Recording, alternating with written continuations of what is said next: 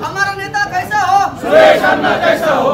दरंगे पाटिल तुम आगे बढ़ो, हम तुम्हारे साथ हैं। दरंगे पाटिल तुम आगे बढ़ो, हम तुम्हारे साथ हैं। सुरेश अन्ना तुम संघर्ष करो, हम तुम्हारे साथ हैं। सुरेश अन्ना तुम्हें न्याय द्या।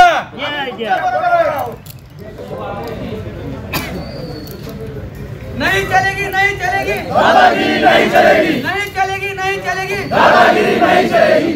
आम्हाला न्याय, आम्हाला न्याय, संतोष देशमुखला न्याय, मिळालाच पाहिजे, संतोष देशमुखला न्याय, मिळालाच पाहिजे, संतोष देशमुखला न्याय. मिळालाच पाहिजे. सर्व घटक सोबत आहेत. जी अराजकता आहे थांबवायचं शासन आणि त्याला फाशी झाली पाहिजे.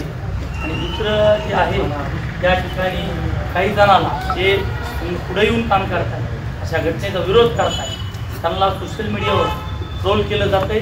त्यांच्यावर देखील गुन्हे दाखल झाले पाहिजे. त्या मागणीसाठी त्या पाटोदा तालुक्यातले सर्व पक्षाचे सर्व घटकातले लोक या ठिकाणी नागरिक थांबलेले आहेत.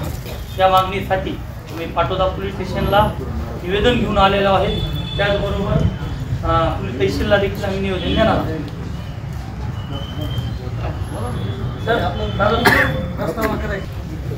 संतोष देशमुख यांची खूप डोळे जाळून हाल करून छत्रपती संभाजी महाराजांची ज्याप्रमाणे क्रूर हत्या झाली होती तशा प्रकारची या ठिकाणी संतोष देशमुखांची हत्या झालेली आहे.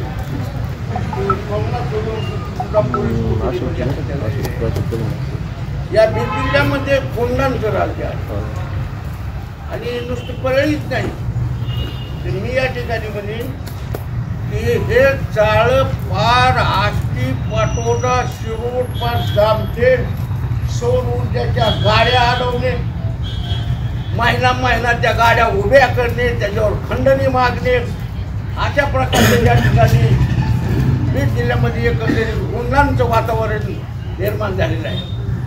आणि त्याच्यासाठी सर्व पक्षीय सर्व जातीतील लोक या ठिकाणी संघर्ष करीत आहेत.